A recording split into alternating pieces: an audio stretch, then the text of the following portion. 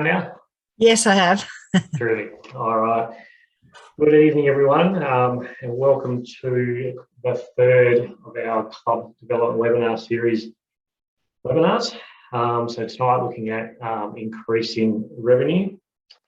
I'd like to welcome everyone here this evening. My name's Andrew. I'm the Programs Manager at Sports Central. With me tonight, we've also got Xavier Smith, who's a club development consultant with us, and also Andrew from Volunteering Ballarat, which I'll give Andrew Ills from Volunteering Ballarat, which I'll give a proper introduction to just prior to his presentation.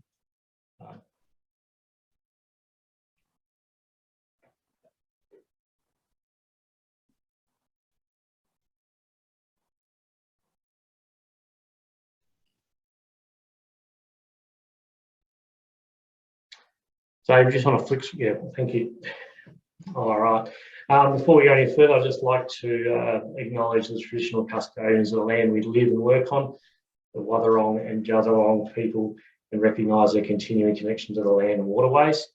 We pay our respects to the elders past, present and emerging, and extend this to all Aboriginal and Torres Strait Islander people. Just a couple of other housekeeping things before we get into it. If you can keep your microphone on mute when you're not speaking, that'd be great. We'll just save any feedback. And please take advantage of the chat box function to ask any questions. And we'll endeavour to address these questions at the end of each section that we go through. We are recording the webinar tonight, and the webinar will be available on our website along with a range of additional resources to assist your club or organisation in the next couple of days. We will also be using Slido just to ask a couple of questions of you. So if you do have your mobile phone handy, that'll be enormously helpful, and you'll be able to jump in and provide us with a bit of feedback as we go along.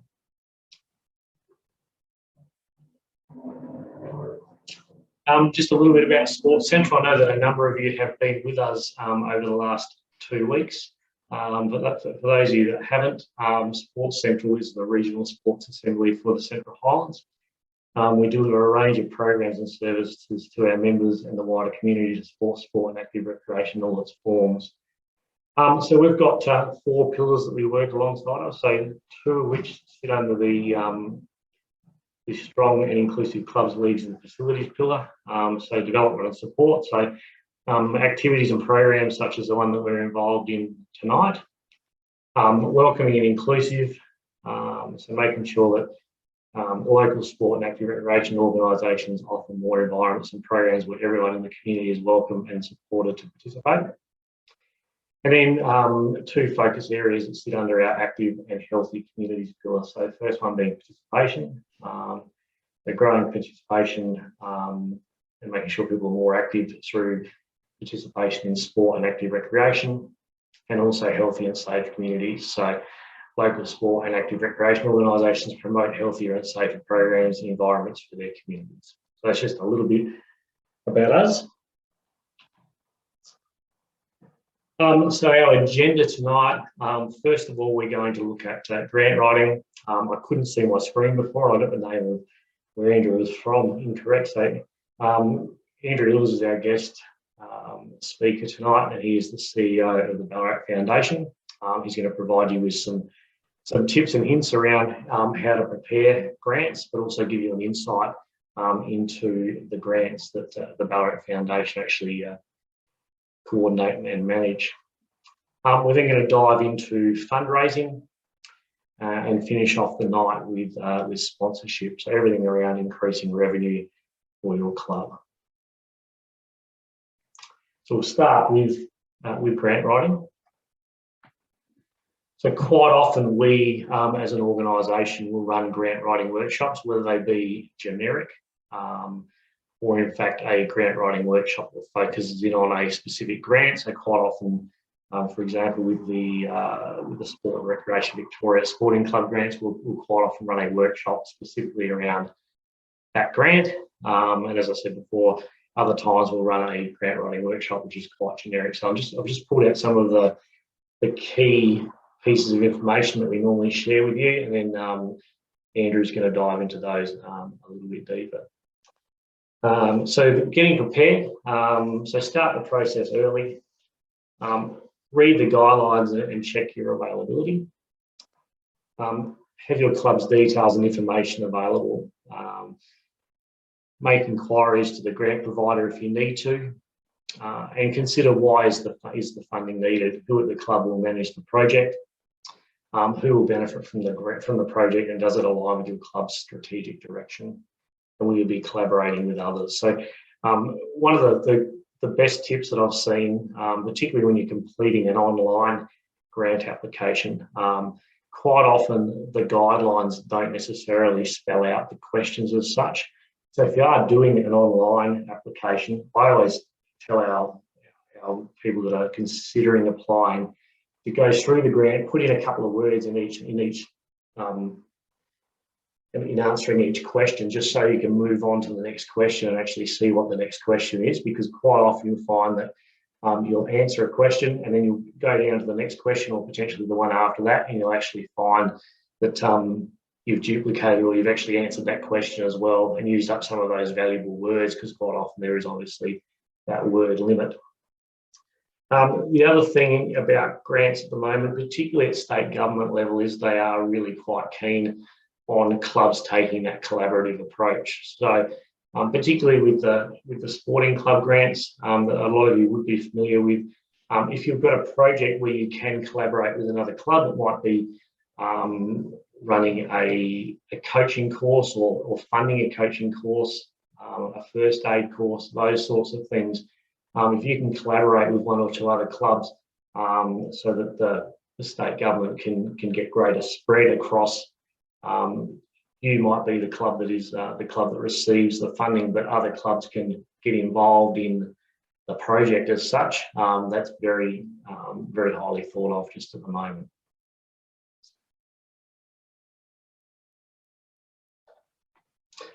As I indicated before, in terms of writing a winning application, there is obviously quite often that word limit. So you have to do your very best to, jump ahead.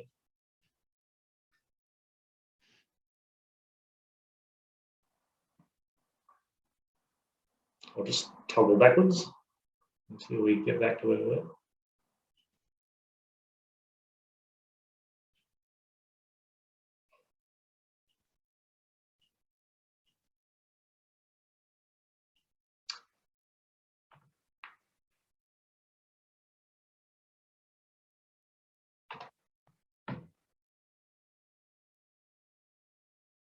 Almost there. Hopefully it'll jump forward any second.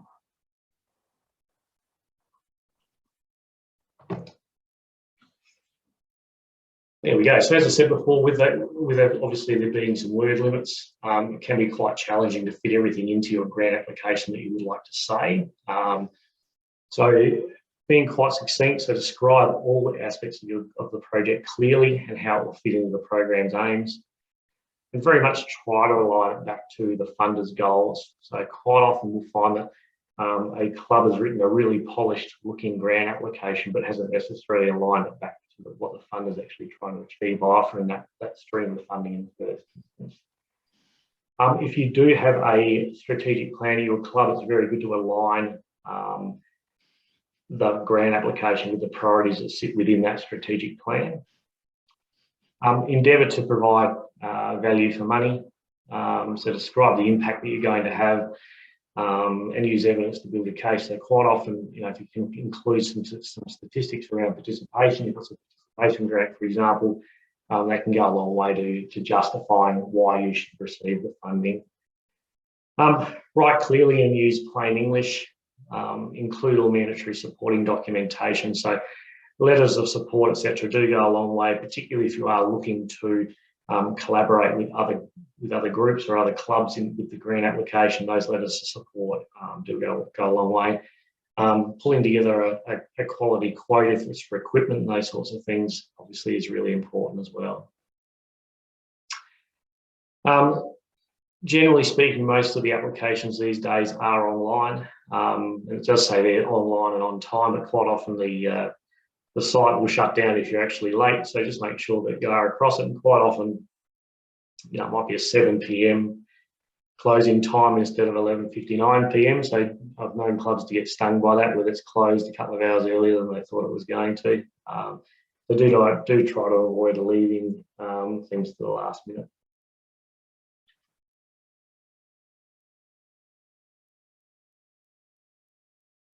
Hopefully this ticks over.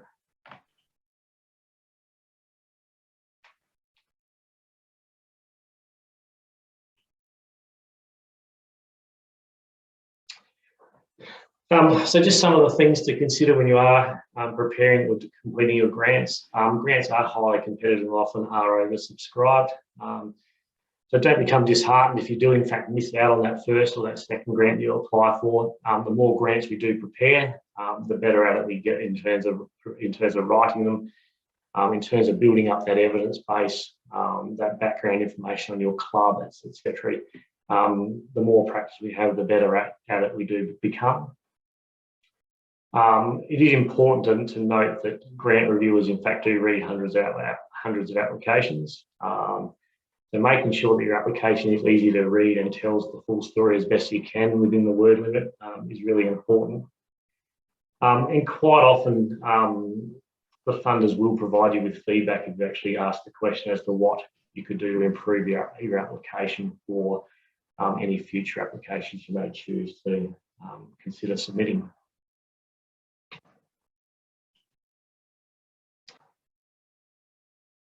So where to find grants? A bit of a plug for ourselves. We do try to keep our Sports Central website as updated as we can. So we do have a currently open section. So as you can see from the screen grab there, sporting club grants, Get Active Kids grants, and some local government community grants are open at the moment. We've also got a range of sections within our website as well. So if you are looking for something specific, we do have a range of different categories of grants that you can have a look at. Local, state and national government websites are a great source of available grants, along with state and national sporting organisations. A number of local community organisations have some really good information on their websites around grants as well. There's also online grant hubs that you can dive into and have a look for information. I will now hand you over to Andrew Ills, who is the CEO of the Ballarat Foundation. So Ballarat, this is Ballarat's largest community-focused philanthropic organisation. The foundation holds more than $4 million in assets supporting program delivery and granting grants valued at more than $200,000 annually to aid disadvantaged and vulnerable groups within the Ballarat region. The Ballarat Foundation manages more than 15 funds on behalf of community donors, including the Peter Amor Sports Participation Fund in honour of the Ballarat businessman Peter Amor and the Amor family. Prior to taking on his current role, Andrew worked as a journalist, editor and business leader in newspapers across regional Australia. He was the editor of the Courier between 2011 and 2015. Andrew has volunteered on the local, state and national not-for-profit and public sector committees. He is a long-suffering Carlton supporter, which we won't hold against him. He's also married with a 15-year-old daughter and twin 13-year-old boys, which keep him busy when he's not being the CEO of the Ballarat Foundation. So I'll hand you over to Andrew, and I'm sure he'll give you some really good insights into how they deal with their grants and some really good tips around preparing grants for your future opportunities. Thanks, Andrew. Thanks, Andrew, and it's a great pleasure to be here tonight and to have a chat to you all about not only the Ballarat Foundation's work, but hopefully I can give you some further insights into being successful in obtaining grants from various organisations. Now, I'm going to hope that I can control the presentation here. Looks like there might be a bit of a lag there, but I can start off by, well, there we go. giving a little bit of an insight into the Ballarat Foundation. So the Ballarat Foundation is actually a merger of Ballarat Foundation and United Way Ballarat. United Way Ballarat's been operating here for 35 years and the Ballarat Foundation for 20 years, and very like principles around philanthropic activity to benefit the broader Ballarat community. So the Ballarat Foundation is what we're known as publicly, and all of the activities that we undertake and that I oversee as the CEO now fall under that banner.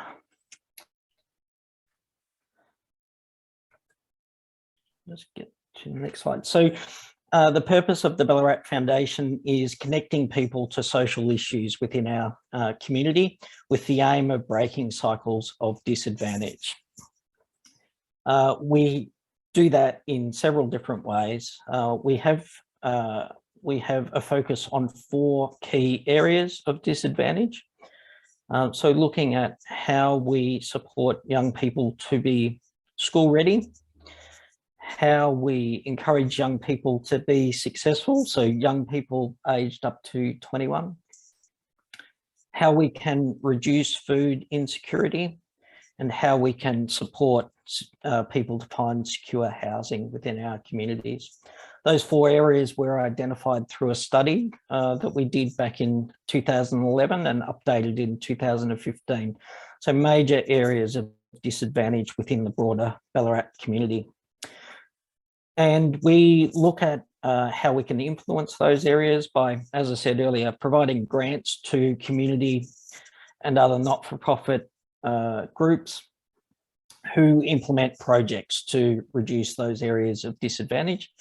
But we also run our own programs. So we run the L2P Learner Driver program, which supports young people to achieve their P plates, effectively giving them an opportunity to improve their employment prospects and their ability to connect within the community where they don't have a family member who's available to sit next to them and achieve the 120 hours of driving that they need to achieve their licence. And as Andrew suggested before, we also run Volunteering Ballarat, which is a service that supports volunteer involving organisations who obviously require support around engaging and maintaining their volunteer core. But the reason I'm here tonight is to talk to you specifically about granting. My background, before I was the CEO of the foundation, I was on the board for 6 years and I was head of our allocations committee, so the committee that determined who received grants and who didn't. And I also sit on the City of Ballarat Community Impact Grants panel. So I've been involved in both ends of the granting sphere, both applying for grants ourselves through the foundation, but also making determinations on applications from organisations that apply to our funds. So hopefully I can give a little bit of insight into the best ways to go about that.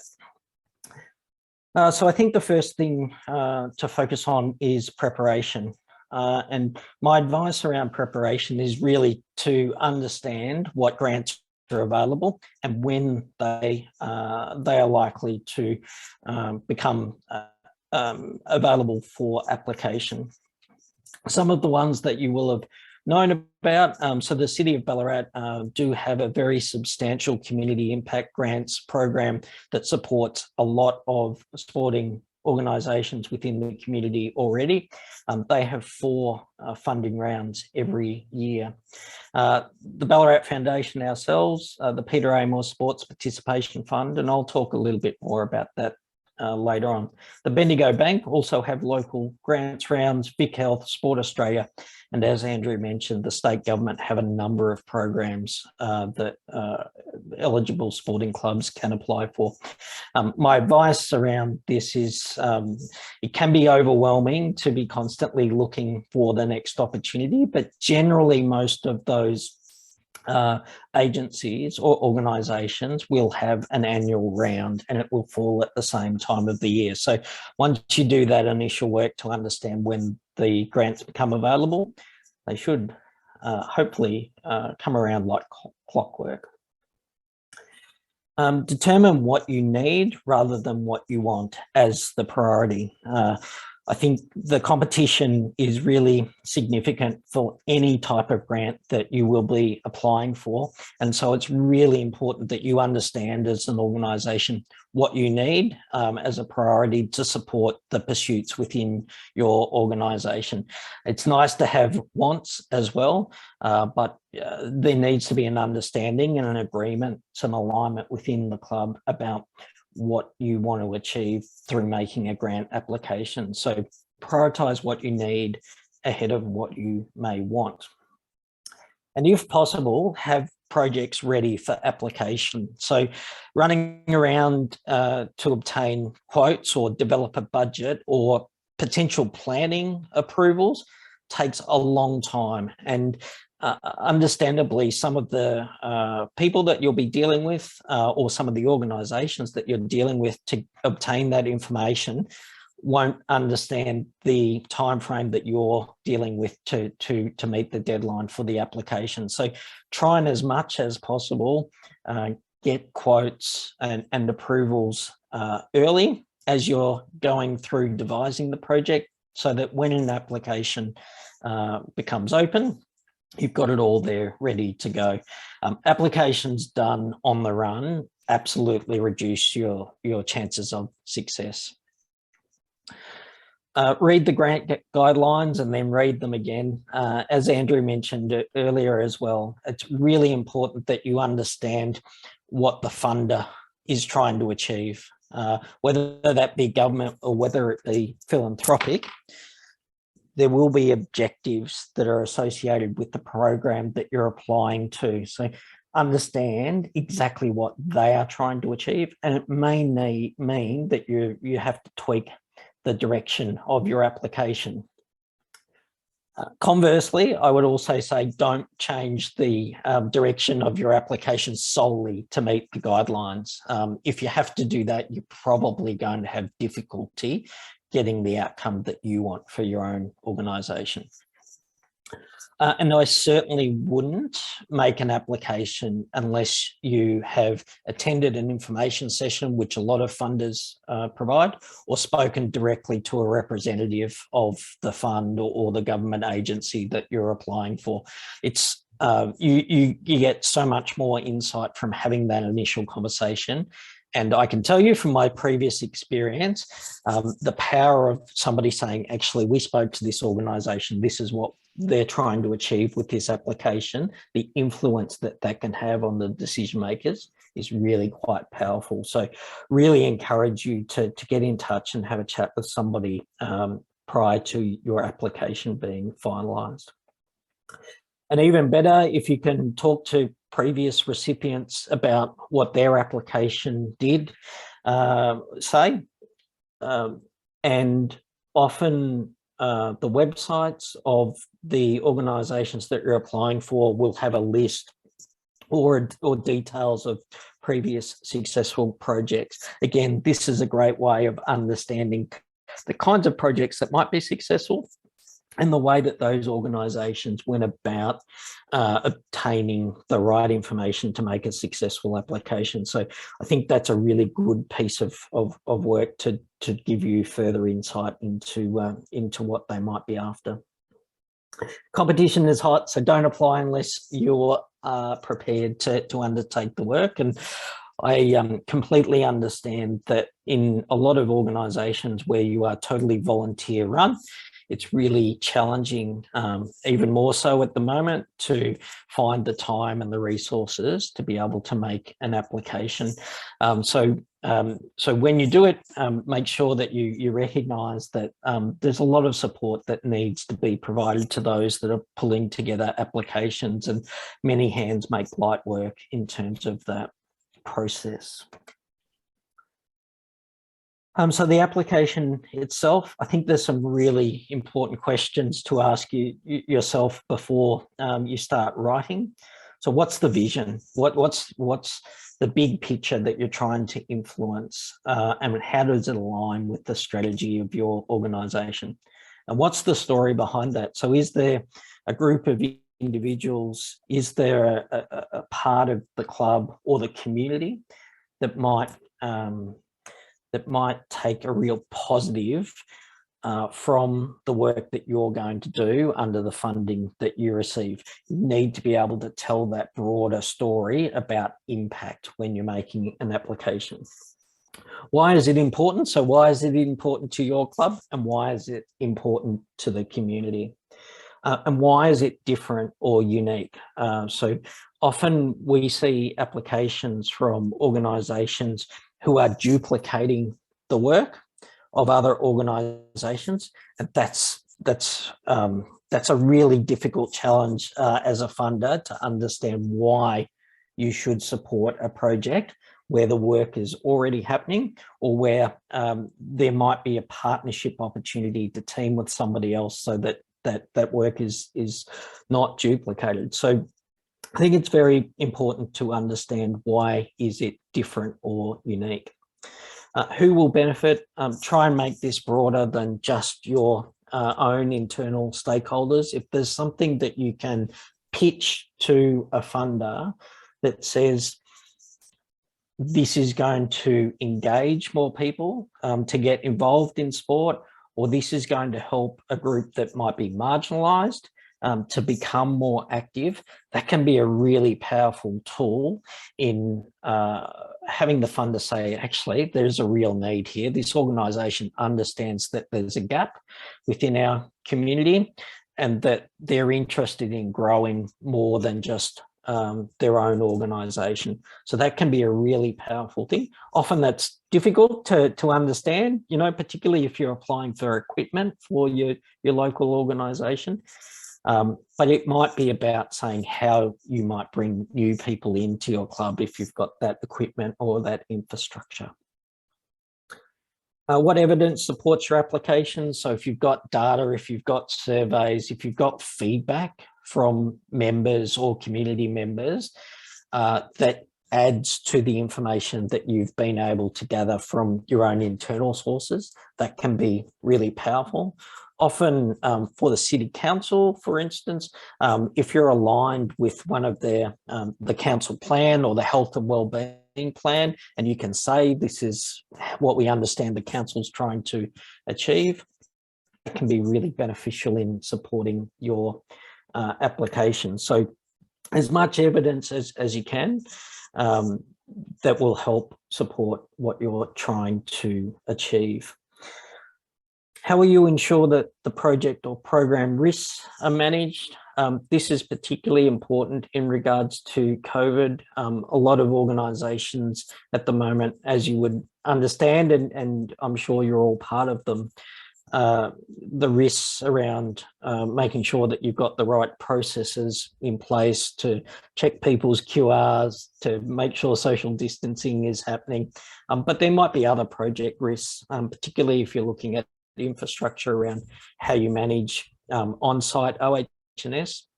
I think it's important to understand that within a risk-adverse society that we're living in, that those things can be actually really powerful to show in an application, that you've thought about these things and that you are going to be able to manage it, so that the funder is not at risk also, potentially from a brand point of view, if things go badly wrong.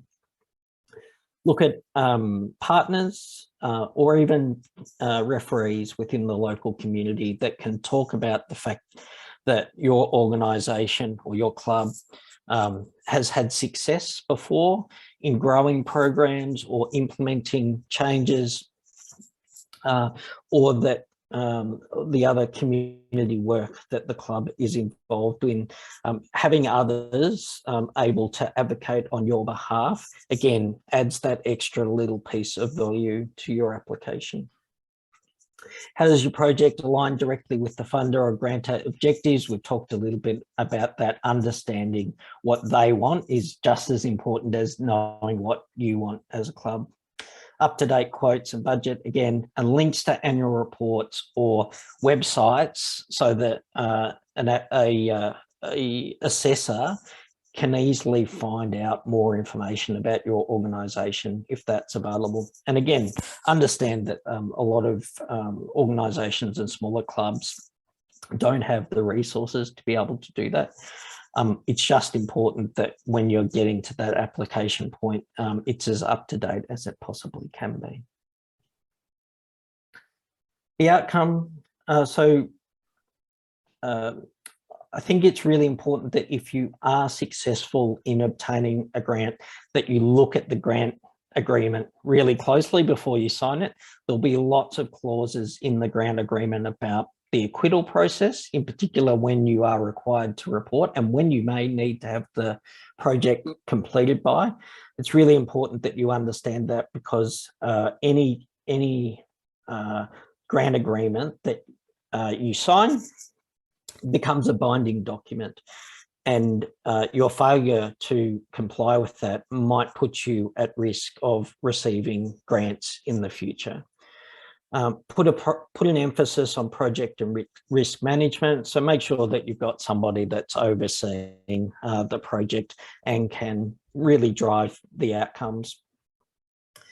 Keep records of purchases and payments. That's particularly important for acquittal. Some organisations will want to actually see records of the purchases that you've made. You'll certainly need to provide information about how you've spent the money, but some organisations will want specific item by item outcomes. So really important that, again, that's part of the project management. Take photos of the progress. Use them on social media, keep them somewhere safe so that when you get to that reporting point, again, you've got a visual way of representing the work that you've done. I think that social media and mainstream media is sometimes a requirement of funding. So you may well need to establish a media opportunity to tell people that you've received the funds from a certain organisation and that you're very happy about it. Even if that's sometimes challenging to bring people all together in the one space, particularly if you've got Facebook or Instagram, when you are publicising that you're implementing a program or a project or an infrastructure development, that you recognise those that have helped fund it in those posts online.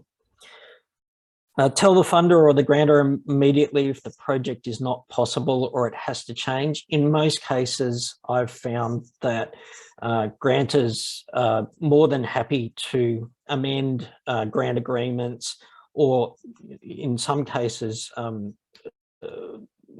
move the funds from one project to another if you talk to them early, and if there's a legitimate reason as to why you can't fulfill the requirements of the original grant agreement.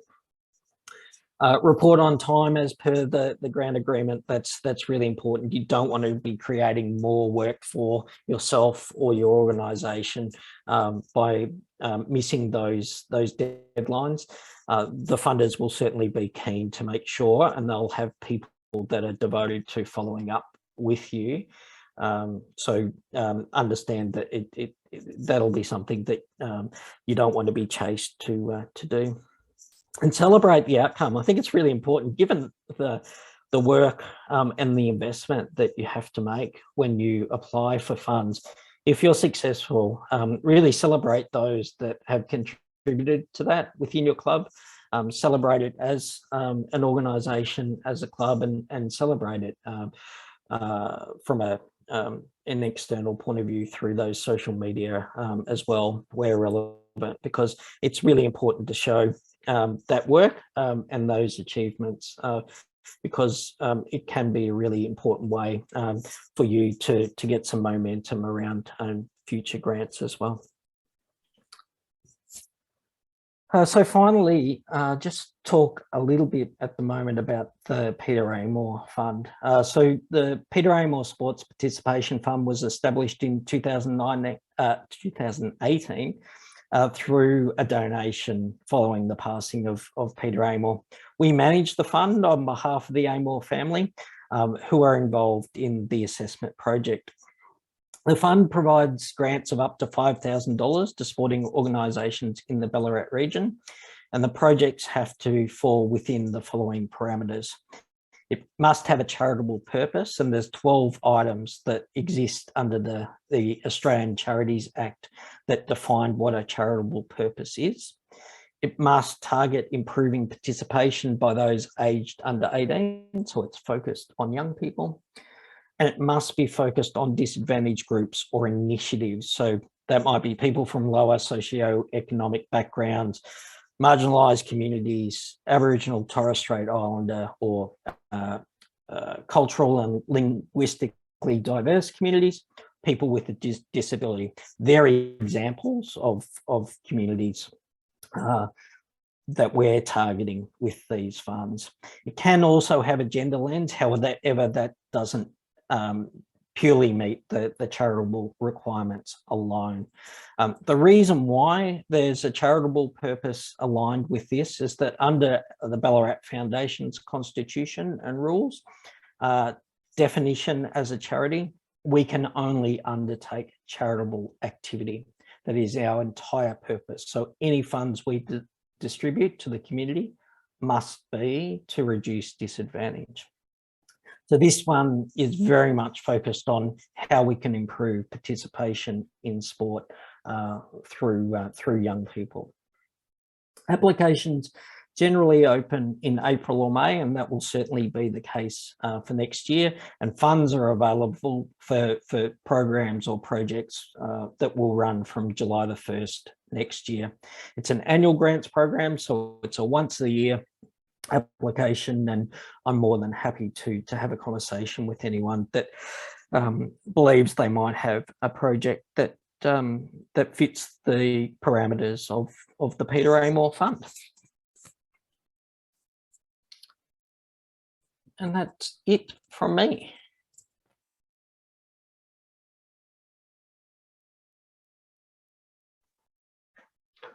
All right. We will, Andrew. Thanks very much for that great insight into preparing a grant and the work that needs to be done in the background, but also an insight into the Peter Amor grant as well. That quite a few, hopefully, quite a few of our clubs will look at putting an application in for in the future.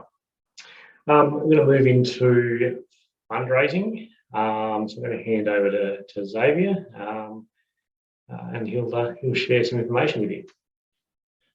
Thank you very much, Andrew, and g'day everyone. I'll be taking you through the next few slides on Fundraising 101. I'm sure a lot of you that have been around Clubland for a long time are very familiar with fundraising and different creative ways that you can fundraise in modern society, especially coming out of COVID. It's definitely been a difficult time to do some of the more traditional ways of fundraising. So we'll look into some new ways in which you can raise funds for your club. Without being too obvious, fundraising is clearly a major money spinner for clubs and associations to purchase major equipment, facility upgrades. That can often be used to complement a grant or funding that you receive from council. But it's also important to note the community engagement aspect of fundraising and how a good fundraiser can also help build a strong club. Anyone that's ever donated to a charity or to the Good Friday Appeal knows how good it feels to be part of a community. So imagine what a great fundraiser can do to build a strong community within your club and within the wider society. But it's also important when fundraising is to plan and prepare. Without good plans in place, a fundraiser can quickly fall flat on its face. So by following a few simple steps can go a long way. So establish targets at the start of the year. Often at your AGM or your first committee meeting for the year, you'll set your budget for the year and plans in place for what infrastructure upgrades you need or what new equipment you want to purchase. Put plans in place then for fundraisers and certain goals that you want to set yourself for particular fundraisers. If you've got planning for a trivia night halfway through the season, how much do you plan on earning from such an event, and what do you plan on using that money for? Which leads us into clearly define your goals. Make sure, we've all heard of SMART goals by now, making sure your goals are specific, measurable, attainable, relevant, and time-bound. So say something like, we're aiming to raise $2,000 by June 30 to purchase new netball bibs and balls. This will enable us to expand and include an additional 20 teams in our summer social comp, which will start on the 1st of November. By giving that specific detail, people know what they're donating to. By just saying something like, oh, we're holding a fundraiser for the club. Well, people aren't going to be inspired to just donate to your club, but whereas they may be inspired to donate to a specific cause, such as purchasing equipment to improve participation rates. Be clear and transparent with your members. Just be upfront about why you're raising the money and what you're going to spend it for. And that goes back to your goals. By letting people know and being open and honest, we're not left in situations where junior parents think they're donating to pay for a senior player, because a junior parent may not want to be paying for the senior players, but they may want to pay for equipment upgrades for their kids or pay for a coach development course. So be transparent with your members. The next one's a pretty big one, is aligning your fundraiser with your club values. Making sure that your fundraiser doesn't, go in the face of your club values. So if your club values, being a family club and being open to people from all backgrounds and all walks of life, having a fundraiser that promotes excessive consumption of alcohol may not be the best path to take. So just making sure that when you are planning for a fundraiser, link it very closely to your values of your club so that people can truly invest in the future and the values of your club. And ensure you have your volunteers and your resources in place. There would be nothing worse than rocking up to a fundraiser and finding out that your volunteer's short or you don't have enough sausages for the sausage sizzle. By putting in a little bit of effort at the start can go a long way to ensuring that a fundraiser goes smoothly. That can also include the training and upskilling of volunteers, because you don't want someone who's eager and keen to get involved, but who doesn't know how to start up a barbecue. By giving them that bit of training at the start of the day or a few days earlier, it can ensure for a smooth and successful event. So we all know of the traditional fundraising methods, and they're very successful. That's why they've stood the test of time. They're tried and true methods. Things like your sausage sizzle and your raffles and your trivia night. And we're not here to try and say, no, don't do these anymore. But we're more along the lines of trying to say these sorts of fundraisers should complement modern ways and modern fundraising events that we'll go through a little bit later.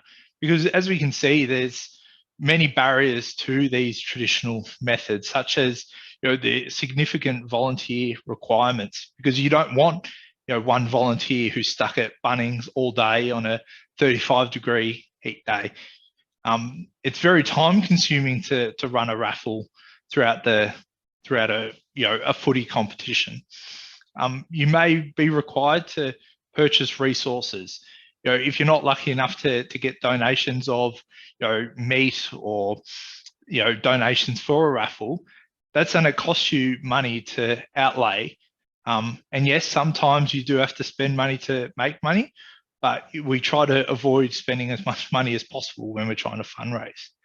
And also in COVID times, we're quite reluctant still to have large gatherings, and sometimes we're not sure when large gatherings may actually be permitted.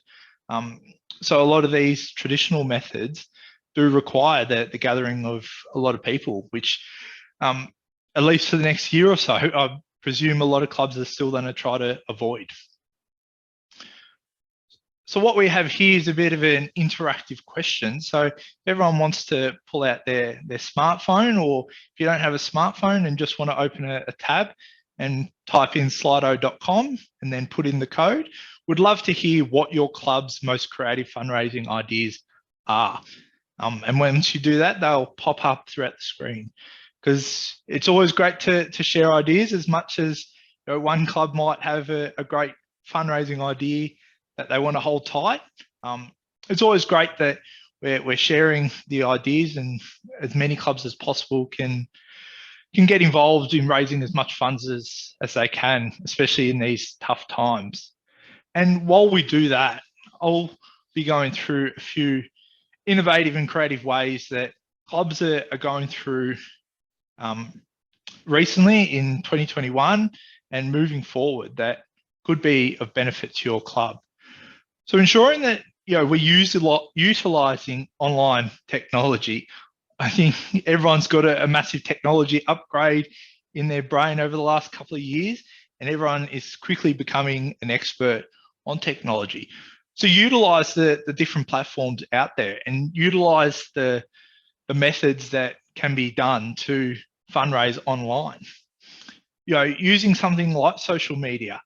If anyone's been on social media in the last few days, and last few years and months, you would have seen plenty of challenges popping up.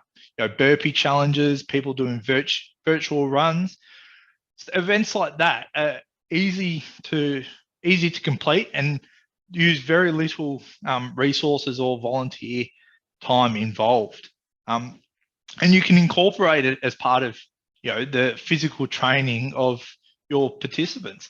I know a lot of clubs are doing 2K time trials, and footy and netball clubs who are in pre-season at the moment are doing a lot of fitness activities. Why not incorporate that as part of a fundraiser and create an online virtual event where, if I'm doing it online, I can get all my networks who might not be associated with my club to donate to me. You're getting a much larger reach by using these online platforms. And it's great to see some answers pulling through. Trailer full of wood, that's an awesome one. I'll give everyone a couple more seconds to chuck their answers up. But I think, utilising online platforms where people can do things in their own time, and there's no need for the cash handling of a sausage sizzle or whatnot, and things can be direct debited right into an account. You're a lot more likely to, one, reach a lot more people, but also keep it COVID safe in a COVID normal world. So thank you everyone for putting your answers through. Hopefully, if you're not doing any of these, you got some good ideas.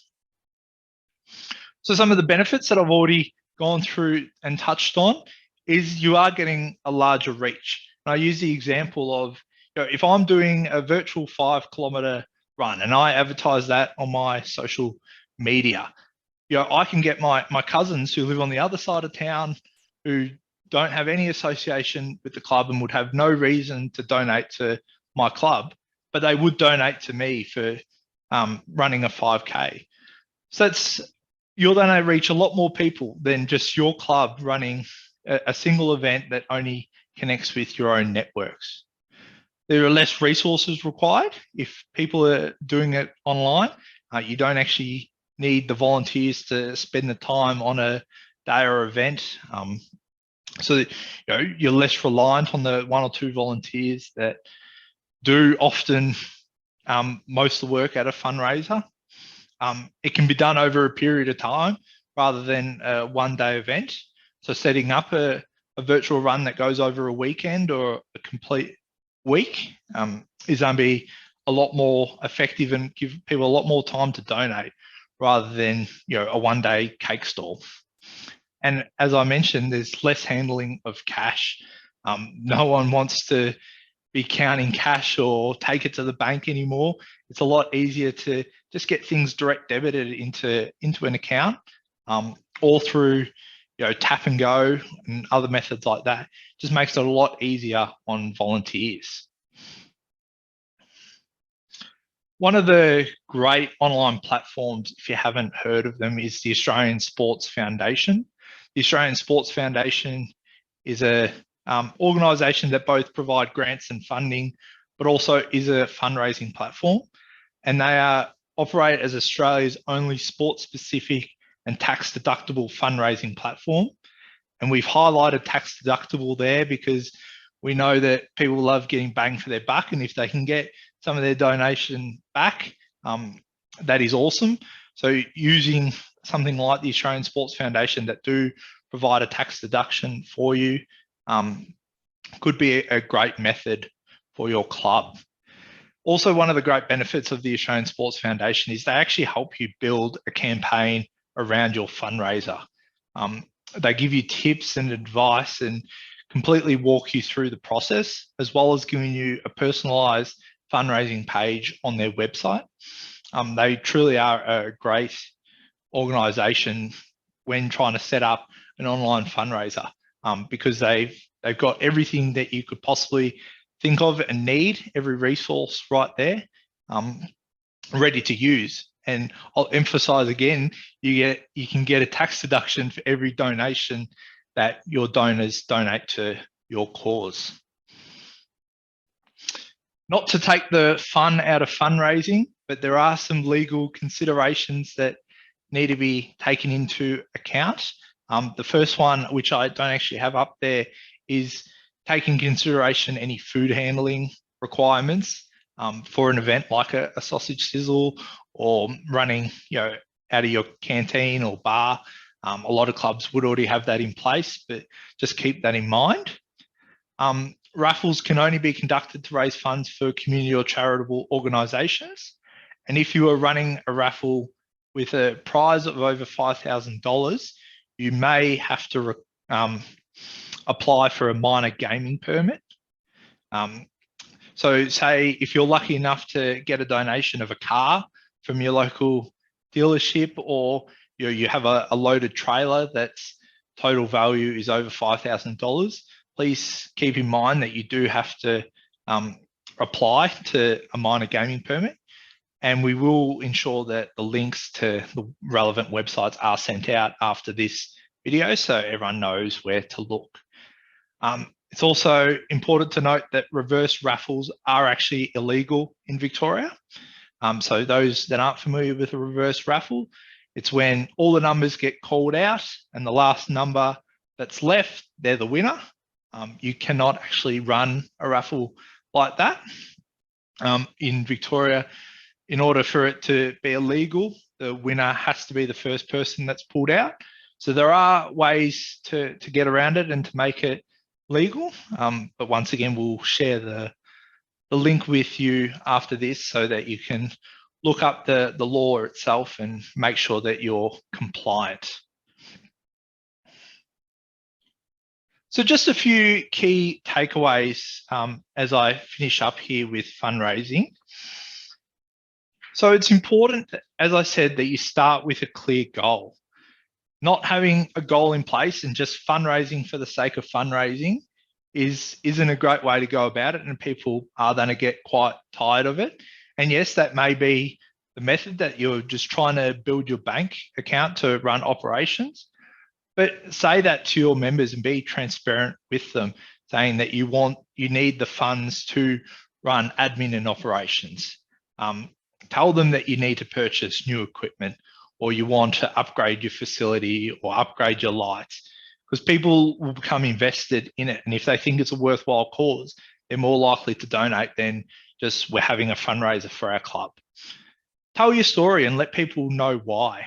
That goes back to your goals of, get it out there, tell the world that you're fundraising, because you never know who might actually see it. You don't know, which parents actually are at your club. You may have a wealthy millionaire that doesn't sponsor the club, but sees a worthwhile fundraiser that they're willing to donate. Make it personal, put it up on social media and share, stories of people that are doing a virtual run, or, volunteers that are putting in a massive effort. Making it personal puts a face to the fundraiser, and people once again become invested in the people within your club. Tell the donors the difference that their donation will make, and thanking your donors. It is a massively underrated skill to thank people that donate to your club, whether that be sponsors or just everyday people that donate to a fundraiser. Thank them and let them know that you appreciate, whether it's $1 or $50, or if you're lucky enough to get more. Let them know that they're valued and their donation is going to go a long way. Share your success, share the fundraiser, share everything about it. Don't be too humble when it comes to sharing your successes, or when it comes to fundraising, and don't be too humble to share that you're looking for funds, because once again, there are good people out there that are willing to donate. They just need to know about it in the first place. And don't be afraid to ask again. If you send out a mass email to all your members, and the people, if you're anything like me, you'll see an email and go, yep, I'll action that. But then the next 5 minutes, you get distracted and completely forget. It's okay that people are forgetting, but don't be afraid to ask them again and send out another email, or ask them in person. We don't want to harass people or try to push them into donating, but people do forget, and we still want the good people who do forget to donate. So hopefully you took something out of that, and are thinking of new innovative ways to fundraise.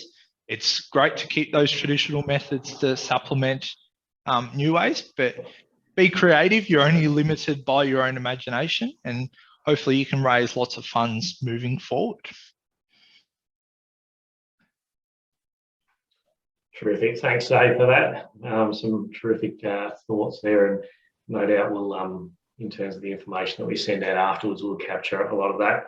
A whole lot of information there, and as I say, some great ideas for clubs to be able to take forward. So thank you. We'll dive into sponsorship. So when in a previous life, I was the sponsorship director at a footy club for 3 years.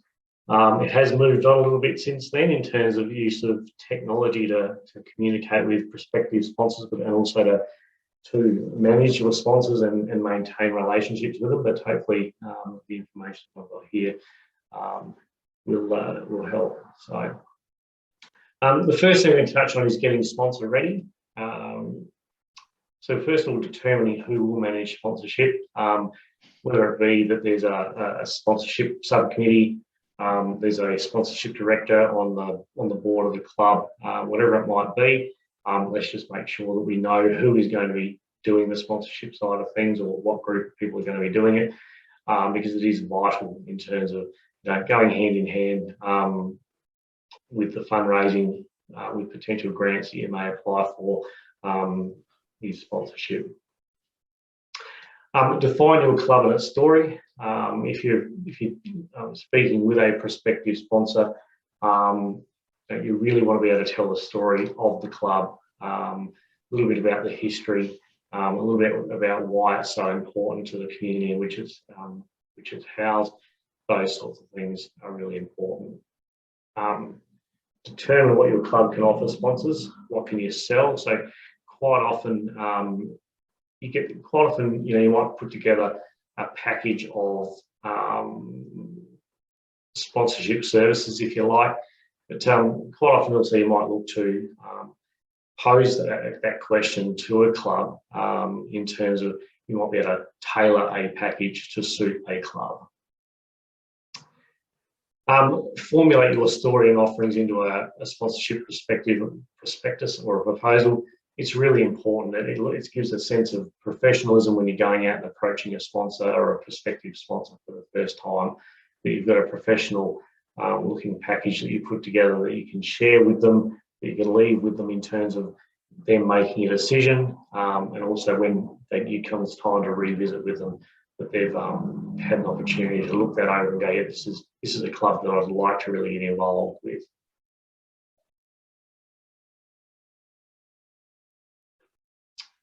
So what does a sponsorship prospectus look like? So a good cover letter from the president or the sponsorship coordinator is something that you can sit at the front of your prospectus. A club overview, you can touch on the history, the background, its values. Where does it draw membership from? How many children or juniors do you have playing at your club?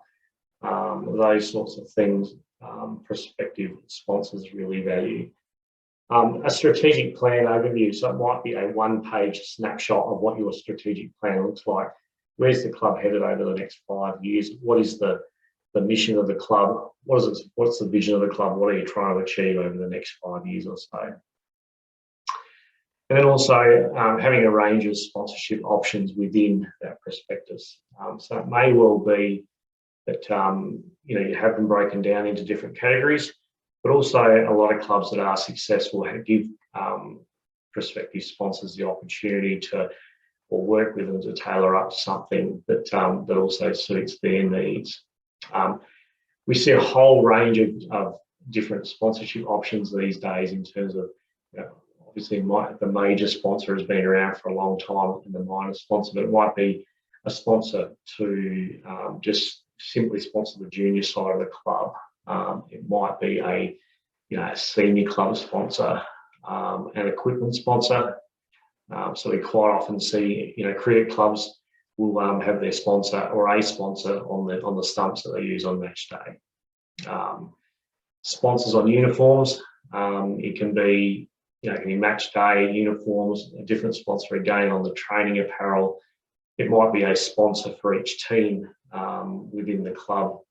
So there's a different sponsor on their kit, depending on which team is playing. Could be a venue partner, could be an oval sponsor. Oval signage, it depends a little bit on council whether you're allowed to put oval signage out. But I do remember talking to the president of a football club some time ago, and he said, look, we simply don't need a major sponsor. Our oval signage does it for us every year in terms of we've got 25 oval signs. They're $2,000 each. We raise $50,000 in sponsorship, and we're a small community, so it enables other sporting clubs to also tap into the sponsorship market, so to speak, as well. Player sponsorship, in-kind sponsors, so it might be those goods and services that the club needs. Tap into or set up a prospective sponsor to be a provider of those goods and services rather than a cash sponsor, so to speak. And you can also look at multi-year sort of sponsorships as well if you're fortunate.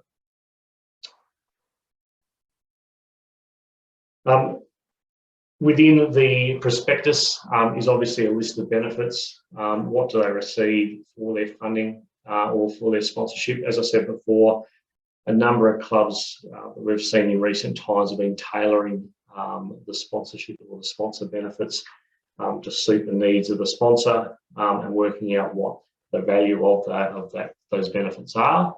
That's been really effective for a number of clubs, as I said.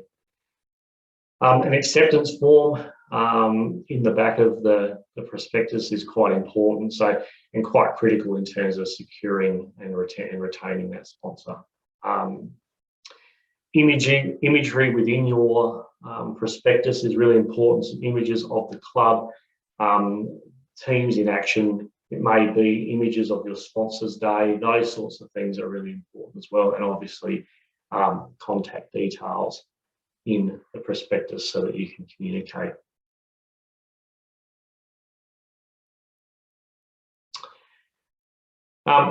Just some tips and hints, if you like, around attracting sponsors. So identifying appropriate sponsors for your club.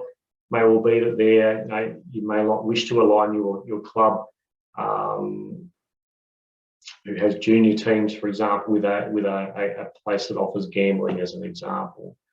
So making sure that the sponsors are appropriate. And you may, in fact, if you're working with a committee or a subcommittee for sponsorship, put that filter in place and go, okay, these are the organisations or the businesses that we're going to approach, and just make sure that they are appropriate before setting the ball in motion.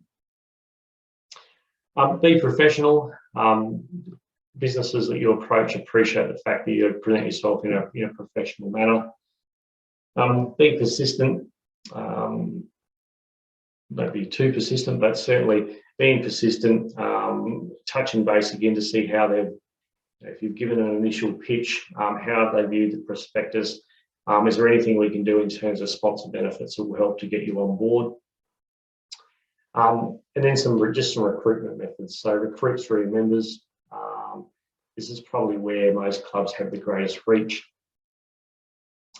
Put the club out there and have lots of conversations. So it could very well be that you've got a group of people that everyone on the subcommittee is starting those conversations with potential sponsors and then passing that information back through to your sponsorship director, potentially, to actually then go and do the negotiation side of things, or have those more in-depth conversations once the seed has been initially sown.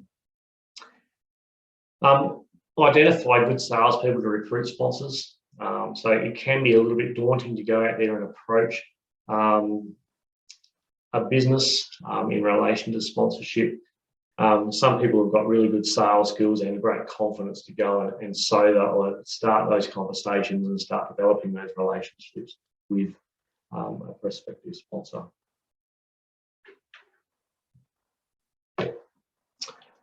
In terms of retaining sponsors, it's really important to develop a sponsor contact database. If all of a sudden we have a change in sponsorship director, we don't want that vital information to be lost. Follow through on agreements in a timely manner. So if you do have to service them in some way and you've got some key milestones that you need to meet with them throughout the course of the year, make sure that you do see those through. Promote and acknowledge your sponsors at every opportunity. With social media, after match presentations, those sorts of things, there's some great opportunities out there to be able to acknowledge your sponsors on a regular basis and make them feel as if they're a really important part of your club. Develop a recognition process, and you can actually tailor this one from one sponsor, to the next. I do remember we had a sponsor, Hills, the people that make the clotheslines, and after 6 months of continually sending them information, etc., they've basically written back to the club saying, you guys are doing a great job, but we also sponsor much larger organisations than yours, so we don't need to receive any further paraphernalia or information from you. Just send us an invoice every year and we'll pay it. So some sponsors want a lot of recognition, whilst others are quite happy for you to tailor something that fits in with their needs as well in terms of that recognition. Endeavour to engage sponsors in your activities and events. Really quite important that they can see that you're a club that has a strong social calendar, for example, or a club that runs other fundraisers that work hand in hand with sponsorship, and that should be really visible to them if they're keen on developing that close relationship with your club. Keep sponsors informed and provide outcomes of their contributions. That's really important as well. I mean, it could be that if they're sponsoring a junior team, that they can see, yep, their logo is now on the jumper. Yep, we're getting their logo is now appearing in the club room somewhere. When the awards are being given out for that team on a given week, that the team sponsor is getting acknowledged. Really important. And finally, to continually review your sponsorship packages and bring them up to date with how you'd like the club to be portrayed and the kind of benefits that you can offer to prospective sponsors. On the screen now is 3 different screen grabs that we've taken.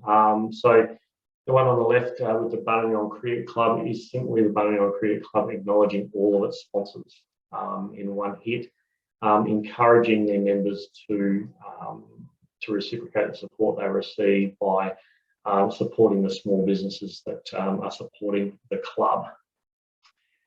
With the Ballarat Bulldogs Football Netball Club, they've taken the opportunity to go out and thank their sponsors personally at the end of the season, present them with certificates, etc.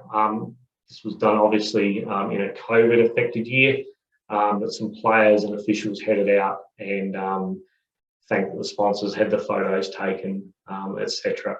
And then promoted it via the various social media channels.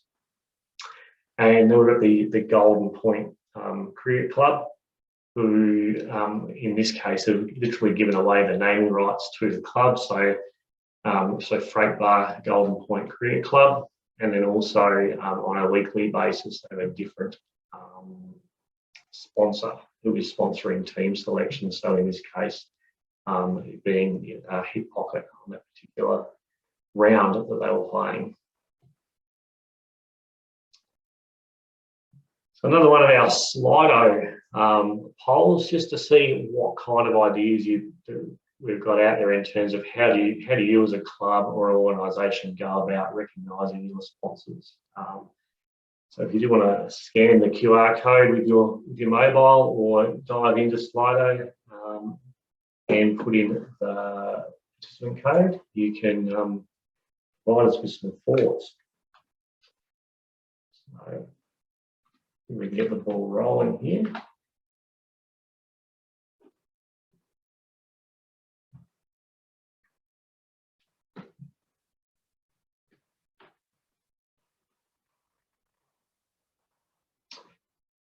So some of the ways that in the past that we've provided all the clubs that I've worked with in terms of recognising sponsors, we've had a sponsors day. We've made sure that we feature each of our clubs on social media. We've had the sliding the TV screen with the sponsors scrolling through that on the screen in the club rooms, etc. So those sorts of things go a long way towards recognising your sponsors. We've moved away in some cases from having sponsors signage within club rooms, particularly in club rooms which are shared by multiple users. So quite often clubs will now utilise the TV screen and their computer system to have the sponsors scrolling through on the screen when the premises are being used by that particular club. So some good stuff there. So yeah, signage on the website, invitations to presentations,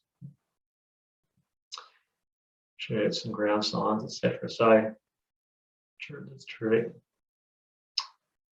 Might move on because we know we are conscious of time. So in terms of sponsorship tips, build a relationship with a business, not with an employee. So try to get to the right person within the organisation who can be the decision maker, who you can forge a really strong relationship with. It really is quite important. Remember, it's far easier to retain an existing sponsor than find a new one. So servicing your sponsors, looking after their needs, making them feel as if they're an integral part of the club, because they are, is really important. Put in place agreements for all sponsorship deals, so they know the business knows what they're outlaying, but also that they know what they're going to receive in return, and it's in writing, and both parties can honour those agreements. Have multiple people recruiting sponsors. So once again, that sponsorship committee, at least starting to develop the leads, if they don't actually see it right through to the end in terms of signing up the sponsor. But certainly that lead generation, sowing the seeds with a potential sponsor is really important. And the last one there is consider a paid sponsorship coordinator. We've seen several clubs have a little bit of success with this in terms of the paid sponsorship coordinator receive a small percentage of any sponsorship dollars that come in. And therefore, the person who is that sponsorship coordinator is really motivated, obviously, to do well. It's very transparent in terms of that the sponsors know that you do have a paid sponsorship coordinator in place, and that a small percentage of their sponsorship dollar is going towards the sponsorship coordinator. And some clubs do that aspect of it really quite well. It's not for everyone, but as I say, we have seen several clubs do it and do it really effectively. In terms of resources that will go out to you over the next couple of days, will have a sponsorship prospectus template and also a sponsorship contact database template for you to be able to utilise or modify to suit your needs.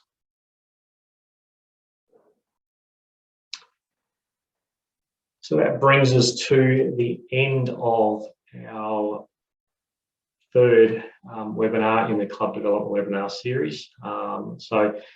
Next week, we will be diving into money matters, so financial systems for sporting clubs. A slightly shorter webinar next week, 45 minutes, really targeting the treasurers, diving into things like bookkeeping online, the use of FPOS for payments and those sorts of things, all those sorts of challenges that we confronted in terms of COVID and moving things to online platforms so there isn't that exchange of money. All those things we covered off, but also looking at the systems that should be in place for small sporting clubs to make sure that everything from a financial perspective, in terms of budgeting, etc., is spot on. And then the final, the final webinar in our series is committee basics. So understanding committee roles and responsibilities. So that one's coming up in a fortnight's time. And really aimed at that new person who's on a committee for the first time, clearly understanding the processes that are going on within committee meetings, their role and responsibilities, so that their involvement on a committee for the first time sits really comfortably with them. All right, that brings us to the end of our webinar. Once again, thank you very much to Andrew for joining us tonight and providing us with some fantastic insights from a Ballarat Foundation perspective. Some great hints in terms of grant writing, how to win that grant. So we really do appreciate your time and input into that. Thanks very much to Xavier for his presentation around fundraising, and also working away in the background to bring a lot of the content that we've been able to present to you tonight together. And finally, thanks to our clubs and organisations from across the Central Highlands that have jumped in tonight as a part of this particular webinar, and hopefully you got a lot out of it. And we see you again next week when we dive into money matters. So once again, thank you for your time. We'll see everyone next week.